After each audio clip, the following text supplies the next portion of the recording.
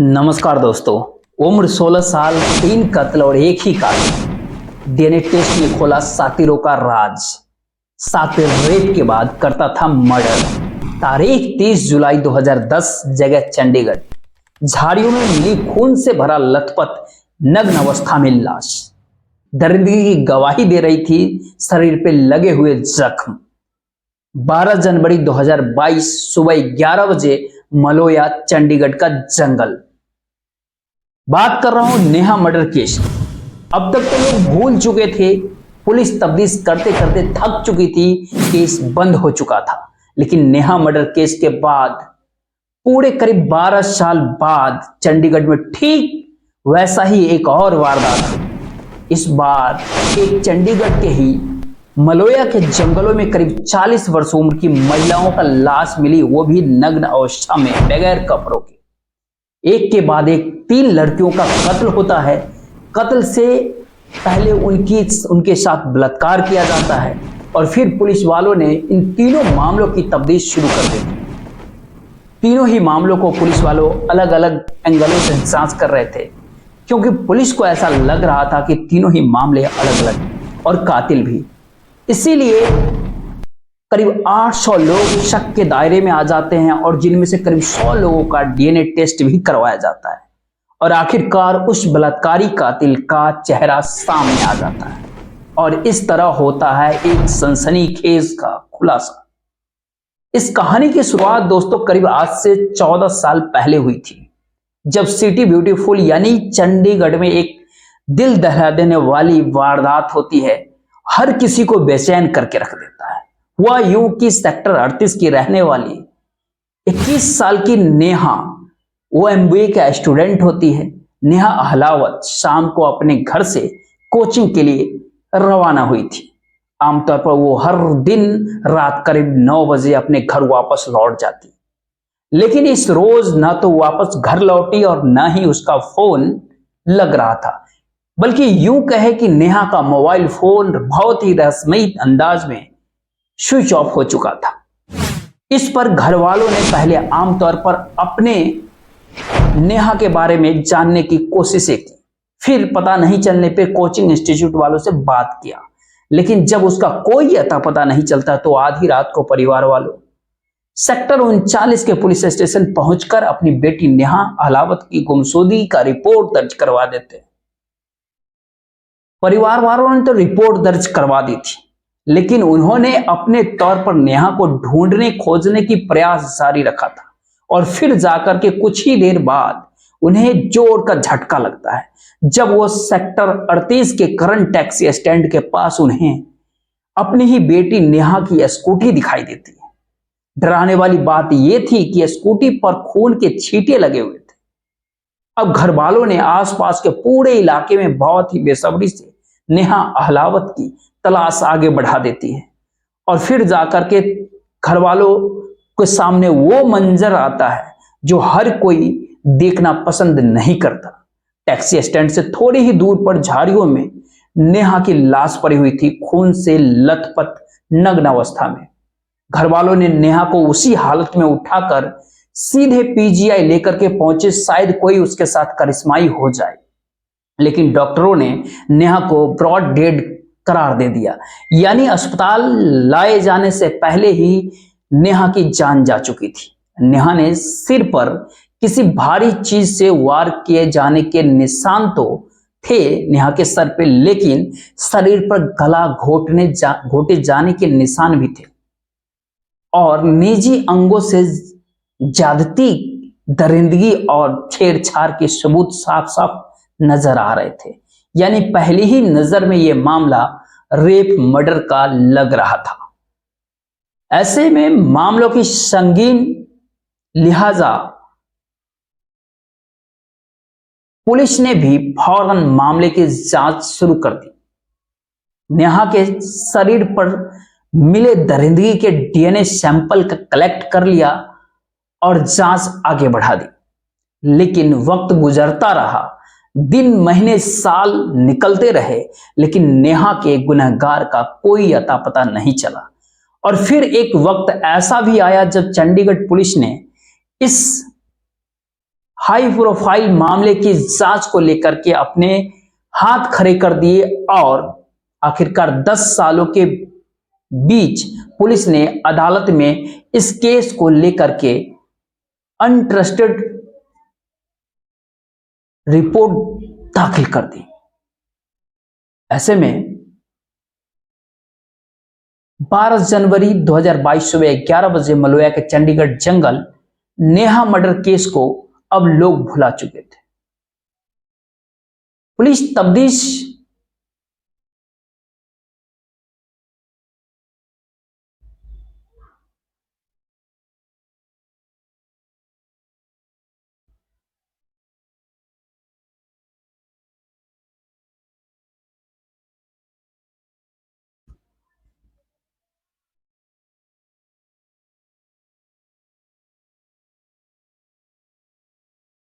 फिर आता है वो दिन 12 जनवरी 2022 सुबह 11 बजे जगह चंडीगढ़ का मलोया जंगल।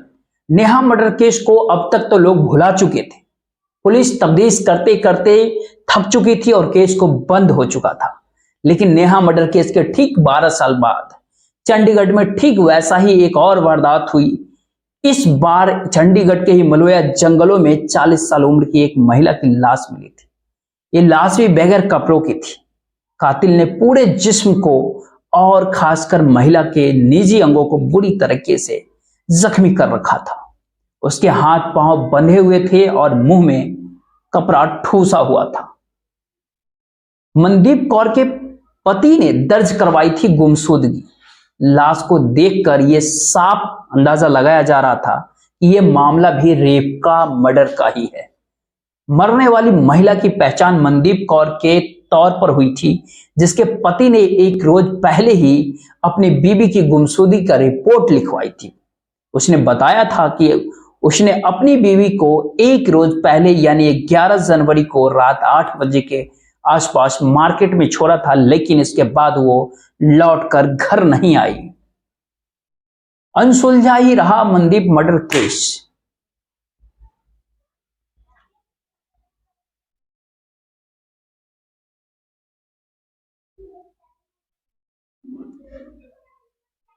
लेकिन इसके बाद वो लौटकर घर वापस नहीं आई।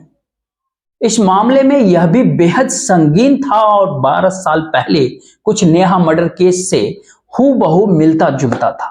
लिहाजा पुलिस ने इस केस की भी पूरी तरीके से, पूरी गंभीरता से जांच शुरू कर दी। लेकिन धीरे धीरे वक्त गुजरता रहा और पुलिस के हाथ खाली ही रह गए।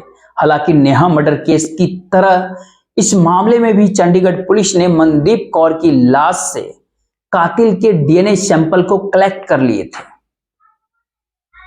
वो सैंपल जो खून, सीमन और दूसरे बॉडी डिपॉजिट के तौर पर पुलिस और फॉरेंसिक एक्सपर्ट को मिले थे, लेकिन लाख कोशिश करने के बावजूद नेहा मर्डर केस की तरह ही मनदीप मर्डर केस की अनसुलझा ही रह गया था।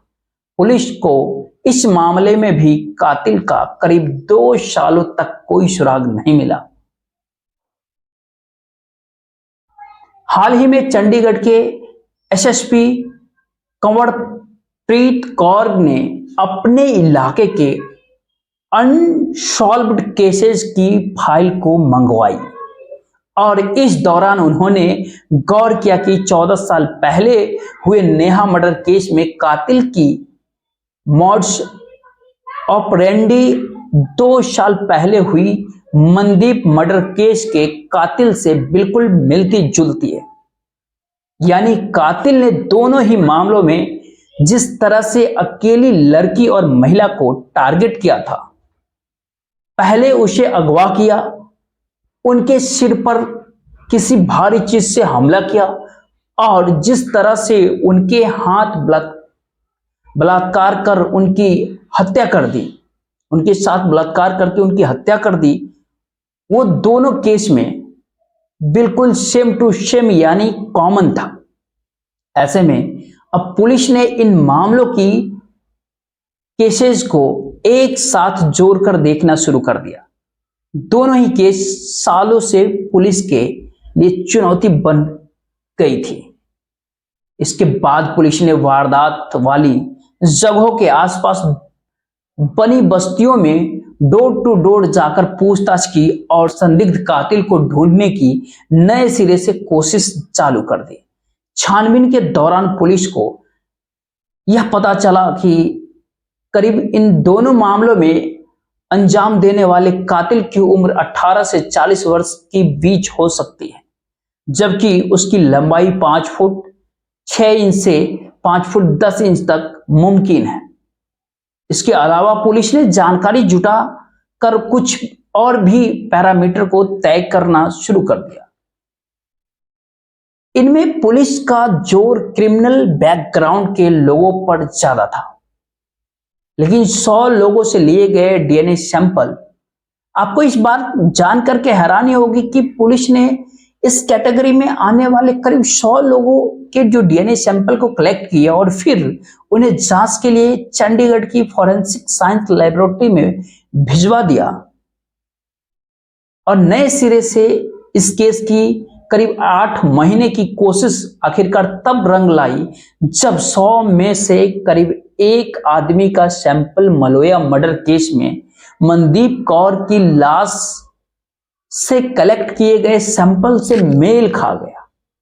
जी हां, मनदीप कौर की लाश से यानी 12 जनवरी 2022 को हुई वारदात से ये अपने आप में किसी करिश्मे से कम नहीं था, क्योंकि जिस कातिल को पिछले करीब 2 सालों से ढूंढ ढूंढ कर चंडीगढ़ पुलिस हलकान हो चुकी थी, वो कातिल कहीं आसपास ही रहने वाला था और कत्ल के बाद भी वही मौजूद था।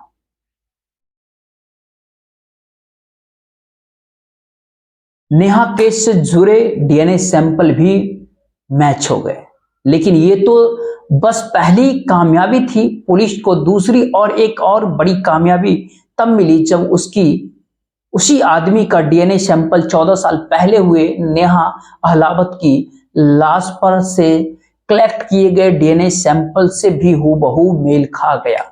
यानी ये कहे कि ये शख्स जो भी था उसी ने पहले नेहा अहलावत की और फिर उसके 12 साल बाद मनदीप की हत्या की थी।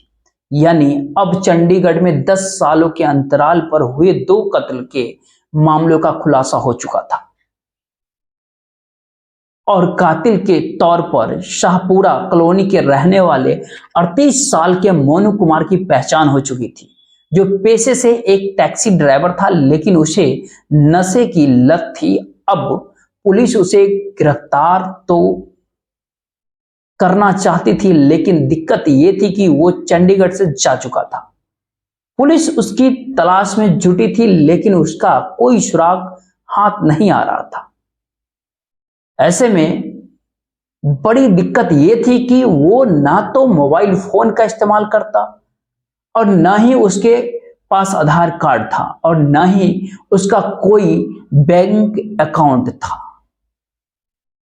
ऐसे में पुलिस लाख कोशिश करने के बावजूद उसे ट्रेस नहीं कर पा रही थी। हाँ, इतना जरूर था और जरूर पता चल चुका था कि मोनू कुमार नाम का ये कातिल मूल रूप से बिहार का रहने वाला है और इन दिनों चंडीगढ़ में वो रह रहा है। अब पुलिस को इंतजार कर रही थी कि साथ ही साथ अपने मुखबिरों को अलर्ट कर दिया कि अगर उन्हें मोनू कभी भी नजर आए तो वह फौरन पुलिस को खबर दे। हुआ भी कुछ ऐसा ही। करीब 6 महीने के इंतजार के बाद आखिरकार मोनू चंडीगढ़ लौट गया और पुलिस ने उसे गिरफ्तार कर लिया। पहले तो मोनू अपना जुर्म कबूलने को तैयार ही नहीं था, जो अनजान बनने की कोशिश कर रहा था, लेकिन जब पुलिस ने उसके खिलाफ डीएनए सबूत को मैच होने की बात बताई और उससे सख्ती के साथ पूछताछ की तो मोनू टूट गया और उसने इन दोनों ही वारदातों में शामिल होने की बात मान ली। लेकिन इसी के साथ उसने पुलिस को एक ऐसी कहानी सुनाई जिससे उसे और भी हैरान कर दिया।